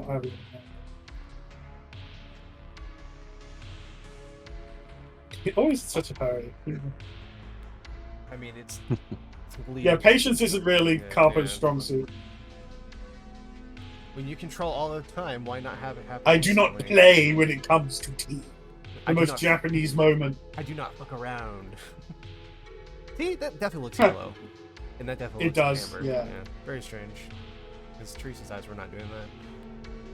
It will speak for itself. Go on. It's interesting, yeah, that this kind of This mirrors is the horny CJ CJ, and unfortunately. She got fucking Oh, no, played. but Yes. this sequence very much. This sequence low key mirrors CJ and Leia having a little tea ceremony in Leia's arc again, Yeah. where obviously Leia was massively schooling him on tea, and now it's Leia's turn to be on the other end of it. Yep. Amazing, the best you ever had in your Mayflower years. I have known tea, I think, which is true. She's known tea ceremonies and tea longer than your The only world's thing Crow brought with her across her fucking LNF memories was sex and tea.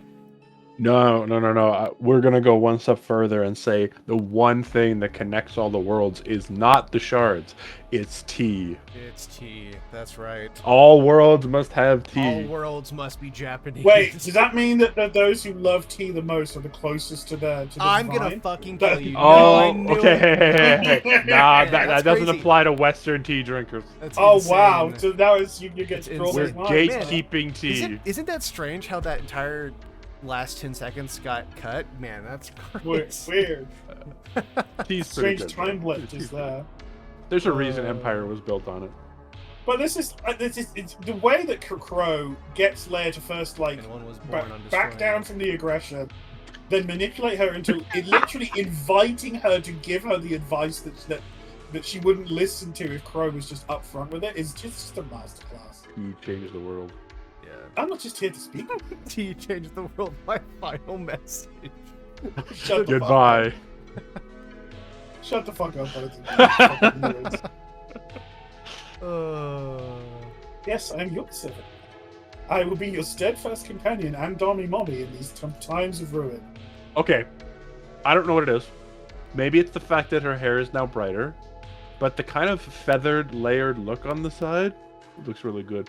I'm sure it was always there, but yeah. looks Well, really no, I'm telling you, Anon makes Crow look 10 times better than any other fucking character in this game. I swear to God.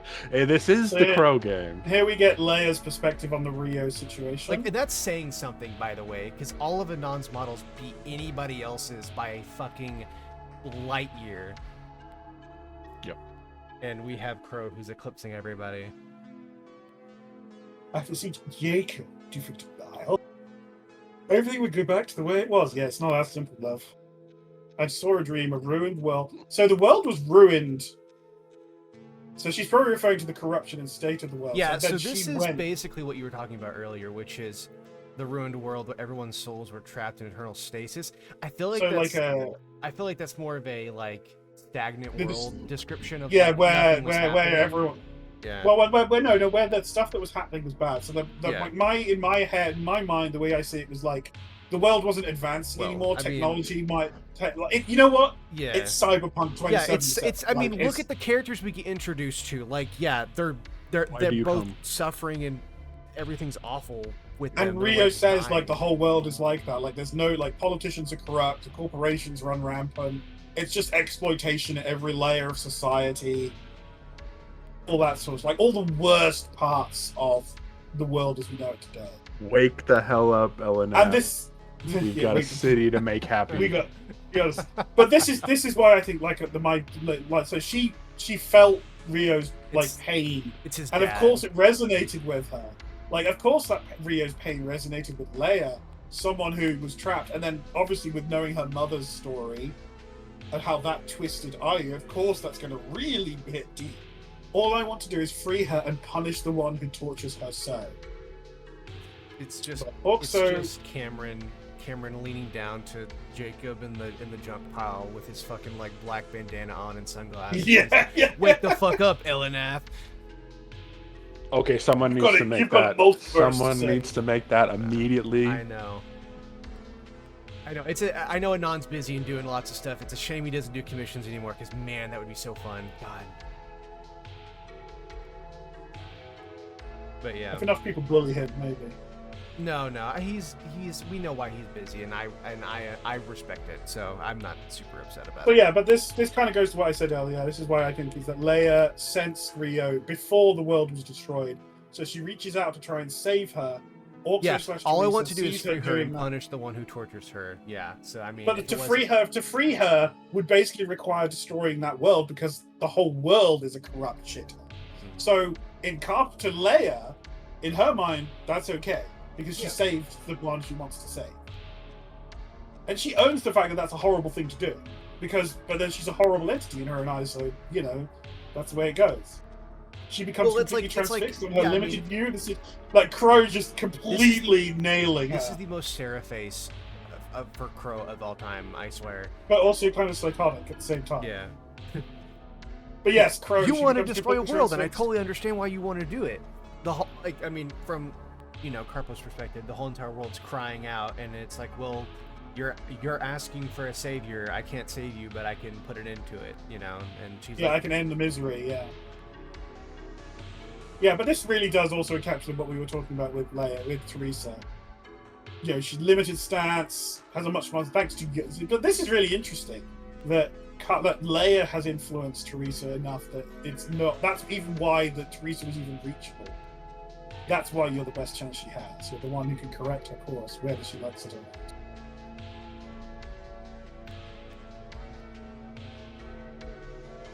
If she's being a stubborn bitch. yeah, I look love at that. Well, yeah, okay, Kettle, chill out. But she knows that she's a bitch. Like, she owns it, which is the real difference. I think that's why I find Leia more likable than Teresa in a lot real of respects. fake bitch hours, and it's just Uxo and real bitch hours. It's just Yeah. No, they're both real bitch. It's just that one cops it, the other one doesn't. Who do you think's more of a bitch, Yes. Carpo or Leah? Probably Leah. Probably Crow. No, Crow. Crow. Yeah, definitely. Carpo Leah or regular Carpo or Crow? Crow. Yeah, probably Crow. But here's another interesting bit. How she actually feels about. I do have a point. There's no wrong answer. It's really interesting that Leia tries to distance herself from her feelings towards CJ at first, and then like the only man she can let trust. So one who doesn't deserve him. You're avoiding the truth on your tongue. If you have something to say it. Crowface. Yes, but I want to point out something here. If you go back, the way Crow is in this particular sequence, obviously through this whole conversation, but particularly this particular sequence, is an echo of exactly how Hebe handles CJ at multiple points in their association. In the run-up, especially in the run-up to 58. Where, like, she challenges him, but she doesn't, like, insult him. She's just like, you know the answer. You just have to be honest with yourself to draw it out. And that's what exactly what Crow is doing here. Crow isn't blonde here for no reason.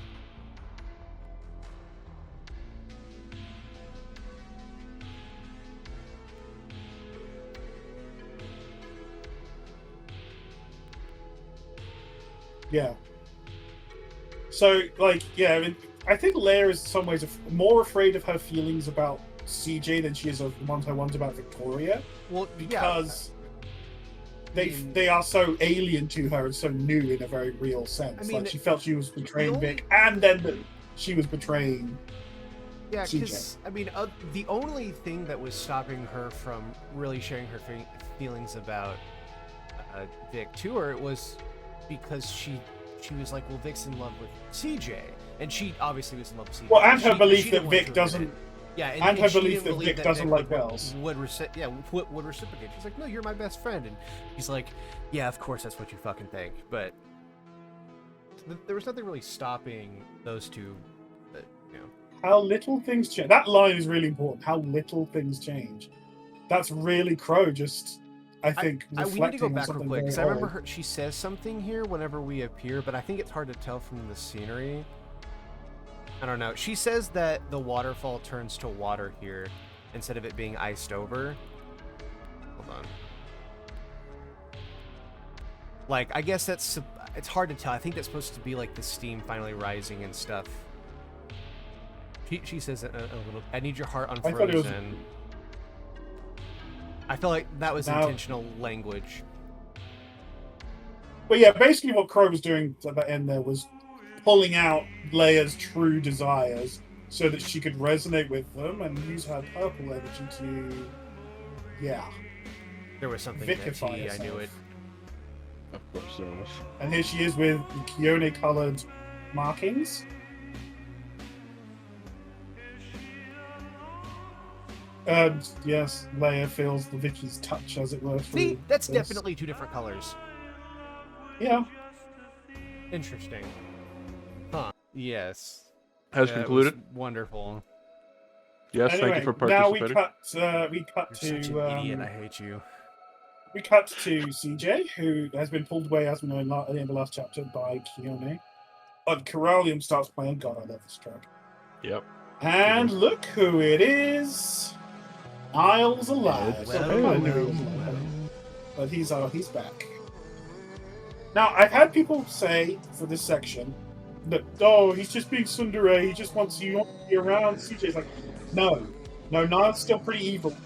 He's got doubts now, but he's not anywhere near just being like, oh, maybe you're right. No. Niall is still an asshole. He's just a little bit less of an asshole. Well, because he's desperate. You can see by the eye color here that very clearly he is not under... I mean, he's still... I don't know. The eyes are still beady. He's still got beady eyes, which is the Oot sign. They're bigger now. They're bigger But they are bigger. And they're green. They are bigger, and they're green small. without the... He doesn't have the Mara touch.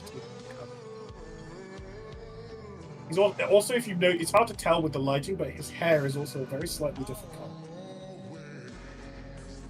It's not the It's soft. hard to tell the lighting, but yeah, you're right. Yes, but it's not quite the soft pink of the Mara shade that it was before. And Jacob is just such a boss in this whole conversation. Like, the amount of aura coming off of Jacob in this his whole green sequence. rings are glowing here. Yes, but he has a lot less of them, and they're all food colored. So, I can see yours again. Yes, no visor this time. And we now find out that his fairy is back. He did have to remake her from dust. I wonder if she's normal now, or if she looks the way that she did before. Yeah, who knows? We don't know. She might have changed as well. It's hard to say. We shall see if you chose poorly. And like Jacob just, you haven't regained your power. And Niall says, "Do I even need to? You fooled me." And Niall is so proud of himself here when Jacob's just like, "Oh, I don't really care that you know this. Like, it doesn't matter. That sword is killing you. You can fight another, 5, 6 times?" So yes, yet another confirmation that using the sword kills him. Which, I mean, again, is a fitting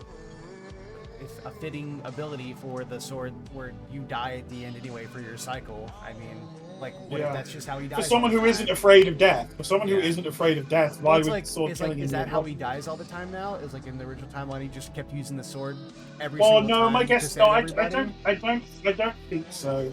Because it said that he created Kurakara when he was with the goddess the first times. It's probably a defense mechanism. You would agree So that with someone me by who- the 5th. Yeah. So that if someone like Niall gets it, they can't use it forever. Maybe. You don't Yeah, know. I feel But Niall it was here really kind of is like, I implied. don't like that. Like, obviously, the sword was locked behind a gate that you couldn't access unless you met the requirements, basically. But, like, also, to me, the sword feels like if anybody other than Eleneth touches it, they die, basically. Like, Well, you need to have all 5 colors and Yeah. basically all 4 colors, and basically no one has. Like, I mean, Hebe says that she's only seen 2 chromatics in her entire life: CJ and Eleneth. But yes, this is Niall trying to shake the doubt that is starting to eat at him as a result of his defeat. Like, he doesn't want CJ to give up him or to surrender to him anymore. What he just wants to be told that he's right, which means that if you need to be told that you're right, if you need that affirmation, that means that there is doubt in yourself. He's looking for validation, and he's also just really underlines that Niall's greatest fear is death. He's terrified of what Keone is and what she represents. I mean, yeah, he's not even self-boasting here. He's like, who can win a battle against the Reaper, right? Yeah, you can't, And that's why he's so convinced that this will get him what he wants. But, like, he manifestly doesn't understand. Yeah, partly because he is a Hebe-related Bathed OG in the shard. power of, Hebe, which is all life and creation and stuff and all that fun. And Yes. then you get to see the exact opposite, and you're like, oh, well, shit. That's terrifying. And Jacob's just like, nah, fam, take your fear and leave. And it's just like, he can't believe it. They perish. Where are you, Gianni? Then perish, you fool! And here's one of my, I'm so happy that I finished this sequence. Yes. With Mascara, it slowed down Mascara playing, and Keone. We don't see much of it because of the lighting and the posing in this, but Keone boasting a new, improved look. Not hugely, but lots of small improvements. Well, we haven't properly seen her in a long since time. Anon has been Long working. time. Like, he works on the characters Yes. constantly, I've no doubt.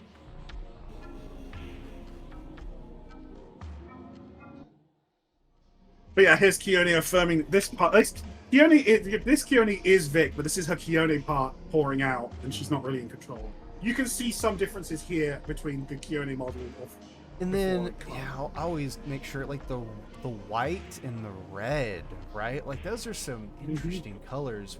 I talked about this in one episode, but, like, the old Keone model had red in her eyes, and I was like, that's just so intentional. Color of blood more. But here we see wallpaper material again. She got like. But yeah, she's got, like, Kione armor on Kione's doing what she does, which is kill. She reaps lives, and she wants to add. She admits that she knows that this is Elanath, but she thinks she's helping him by killing his mortal body. Interesting colors and that then we're using to defend against Kione here. I mean, that's his color of power, right? Is the light color. Yeah, from Yes. his, yeah. You cannot steal. Doesn't it? You cannot steal my sight's edge alone for long. So Kione is inevitable. She's death. You can't actually beat her in a fight. Like no one can. Like that's the implication that she is death. You can never truly escape death. Well, you can't. Well, you can push death back, but you can't. She is right. You cannot escape the inevitable. So she'll eventually beat you. Is her point? Eventually, yeah, 100%. Like, that is what Kione in part represents: is the inevitability that everything ends. And then Jacob's like, so, but this is what disarms Kione. This is what more than likely got her to fall for him in the first place. This is what. Which we'll talk about. Jacob. Yeah, and this is what I talked about earlier. Jacob I wanted you to be who I imagined you to be instead of accepting you as you are. Instead of accepting that you are, because he's right. You are death. You will kill me one day, as you will everyone who live. You are not what you believe, which is where he's now addressing to Vic. Vic thinks that because she's death and all to do with death, that's a thing that she needs to be ashamed of and hate herself for. Yeah. And then and it's so good to see Jacob with the music kicking in, and it's just bam, no more Kione. Vic is here, drawn to him. Notice that she is drawn to him. Really important detail, because remember that Hebe talks about how what made Kione so dependent on Elanath in the first place was that he could counter her pull on her, she has on everything around her. CJ symbolically extending his hand and her being pulled to him is, to me, symbolic of that balance being reasserted, or at least beginning to be.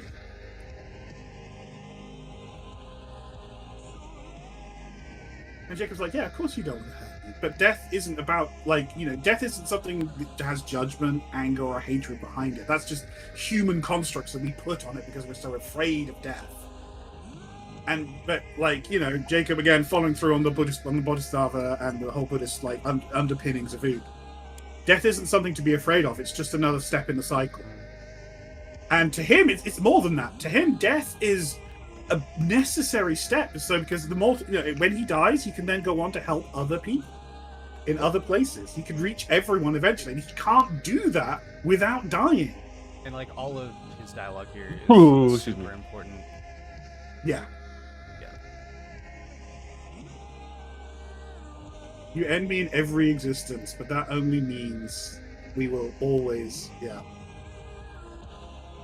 will find me in every lifetime. If you really think about it. Yeah, that's, I know he talks about it later, but that's a real big contrast to, the other goddesses, because, we have examples of, lives that he gets to live where the other ones don't meet up with him. Hebe, the great big Hebe shard never found her OG shard, right? It didn't happen. And he's like, you're the only one that will always find me, because you're the way that we start again, right? It's just fucking, it's crazy. It's meth. It's incredibly meth. It's incredible. It's incredible. It's great. You are my most powerful, and there is literally nothing he could say that would cut deeper than what he just did and he calls her Kione, not Vic, he calls her Kione. And this is something else, I touched on it earlier. Yes. This is the most we see Vic as being her goddess. She's no longer denying that she's, pushing away that goddess part of herself. She accepts it, and it is her, and he is accepting it as part of her. Well, and once again, since we know that he's speaking to both of them at this point, whenever earlier he's like, but you weren't always a monster like this. I'm not trying to she never was. That's what he's saying. Yeah, I know. You're not. I'm not trying to prove my point, but I just feel like we're gonna get a Kione transformation in her arc. I swear. I just have a feeling with Maybe. all the different color contrasts of Kione. It just seems like that's where, I don't know. I mean, I know it's probably not a narrative thing, just an artifact of the setting, but I do find it interesting that it's pink in here rather than full. and pink is a color we normally associate with Mara, and with what else Vic says later when she's like sort That's of what I mean. channeling Kione. Yes, that's what I mean. Because Mhm. a lot of parallels are getting drawn in this conversation that between Kione and the Mara. So I'm wondering if the Mara have been around way longer than anyone's realized. And it's just that they were a part of Kione, and no one noticed because it was like in the background of Kione because she's a black hole. I know. And that's where they all that's went. What I mean, like, think about it this way. What I mean, like, the whole concept of the Mara is like it's death. I mean, it's suffering, right? But like, death is often right beside suffering, right? Like, it's the end. Yeah, as an escape. It's an escape. It's an escape. Like, especially with like the whole like her whole entire representation of her being the black hole that sucks all things in, nothing can escape, right? Like, that just sounds like I don't know. I want to say like the origin of the Mara or some shit like that. But it's like, where else are the Mara going to end up but the end, right? So my theory. Yeah. So we've talked about in the past why doesn't Hebe know who the Mara are? Why does no one seem to know who they are? Yeah. Okay. So that because when like we know other entities were around before and they fought against them and everything, but they still don't seem to know her. So here's a thought. There's something I thought about after this section that came to me. What if the Mara only emerged after everything fell apart because Kione was no longer fulfilling her role as like the place where all that suffering goes? I agree. To the end. Look at this. Look at this line right here. I 100% agree with you. You suffer because you hold so much back. I'm telling you right fucking now. Like, all this symbolism. So my thought process is Kione is death. Like, that's her aspect, right? And then the love of her existence, not her life, her existence, dies, which is directly in her wheelhouse. So of course she's going to blame herself for it because he's died, and that's her fault in her own view. So she feels guilty for it. So she runs away from that aspect of herself on some level. She denies it. She pushes it away because she's now trying to create life from a crucible of death by collecting the OG shards. And she's not fulfilling her proper role as the force that governs death. So all of the souls that are supposed to like be processed through her aspect aren't being processed, and then they're just left to linger and degrade, and they become Mara. And that's why they've propagated so much for so long. And it's also how they know the goddesses so well. Like, it's important to notice that Mara understood exactly how to get to Orxo back in Teresa's arc. And that's not just knowledge that you can easily come by. Like, goddesses are supposed to be unkillable. And, like, they found a way around that by weaponizing her own self through Hector against her. Yep, no, I agree. So that's just it's a theory for now. Man, I love the Leah and Teresa arc where we talk about Vic. God, we're trying not to be biased, guys, but it is important. Like, hey. But yeah, well, Jacob really here just pushing Vic. He just pushes and pushes, not like in an aggressive way exactly, but very direct, very firm. Just make me understand the way you want me to understand. Just show me that those parts that you've denied, accept them. I'll accept them, so that means you can accept them. Whatever. Chapter 69. So we will go ahead and cut, but we have the important parts of what is written down for this that we'll speak of after we get to that point. Because I do believe. Yes. Okay, Long ago, this is how I tempted you to be human. It's a really interesting line because we have just recently come to the idea. We came to the idea recently that, the goddesses were once human and then they became the goddesses. But this line seems to imply that Jacob lured Kione into becoming human. So maybe some of the goddesses were once human, maybe some of them weren't. Or maybe, like, he's kind of speaking to Kione's aspect of death, spiritual aspect.